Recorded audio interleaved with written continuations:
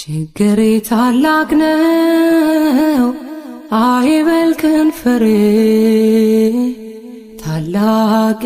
ታላቅነትህን